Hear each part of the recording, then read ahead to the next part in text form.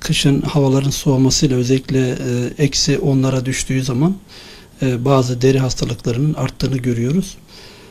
Örneğin deri kuruluğu kışın artar. Mevsimsel olarak da bölgesel olarak da Malatya iklimi kuru olduğu için deniz kenarı iklimine göre daha belirgin olarak ortaya çıkmaktadır kuruluk.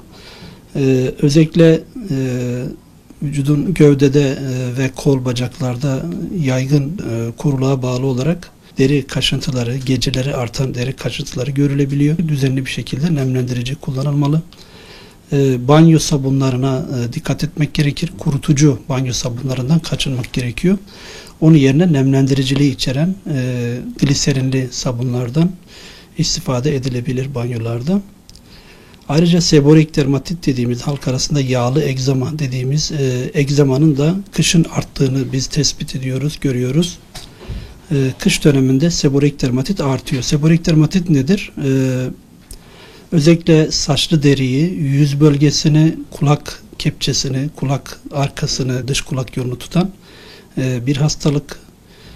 Seborik dermatit yağlı egzama deniyor. Yağlı deri bölgelerinde özellikle görülüyor.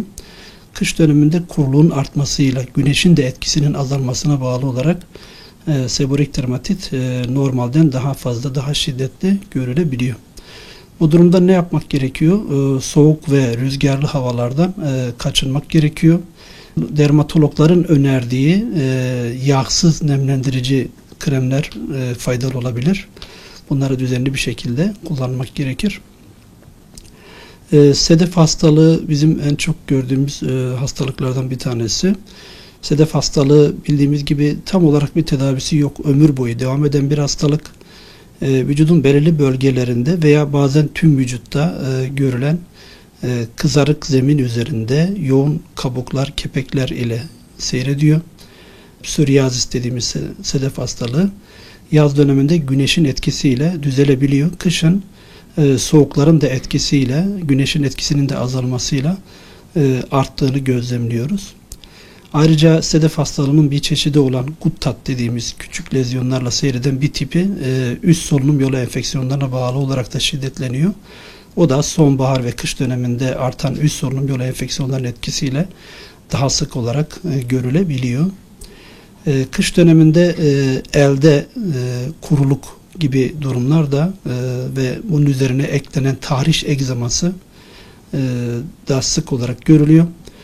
Bu durumda ne yapmak lazım? Aşırı soğuk sudan kaçınmak gerekiyor. Ilık suyla, sıcak suyla el yıkamaya dikkat etmek gerekiyor.